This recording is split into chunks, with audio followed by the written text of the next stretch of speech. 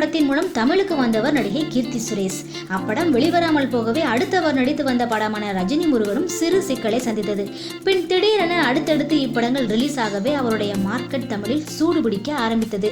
தற்பொழுது விஜயுடன் பைரவா படத்தில் நடித்து வரும் நிலையில் முன்னணி ஹீரோக்களில் ஒருவராக மாறிவிட்டார் கீர்த்தி. இந்நிலையில் தெலுங்கில் பவன் கல்யாணுடன் ஜோடி சேரும் வாய்ப்பு வரவே பவன் கல்யாணின் 25வது படத்தில் நடிக்க ஒப்பந்தமாகியிருக்கிறாராம் இவர். ஆனால் இவ்வாய்ப்பானது அனிருத் சிபாரிசினாலேயே இவருக்கு கிடைத்திருக்கிறதாம். அதாவது கீர்த்தி சுரேஷ் சிவகார்த்தியனுக்கு ரொம்ப க்ளோஸ். சிவகார்த்தியன் நண்பன் அனிருத். இதன் மூலம் அனிருத் கீர்த்திக்கு சிபாரிசு செய்திருக்கிறாராம். மேலும் பவன் கல்யாண் படத்திலும் அனிருத் இசையமைக்க உள்ளாராம். இதன் மூலம் கீர்த்தியை சிபாரிசு செய்திருக்கிறாராம் அனிருத். இவ்வாறு அனிருத் மூலம் இப்படத்தில் வாய்ப்பு கிடைத்ததால் இந்த படத்தின் சம்பளத்தில் கமிஷன் தரமாட்டேன் என்று தன்னுடைய மேனேஜரிடம் கராராக சொல்லிவிட்டாராம் கீர்த்தி. இதனால் அவர் மீது செம்ம கடுப்பில் இருக்கிறாராம் கீர்த்தியின் மேனேஜர்.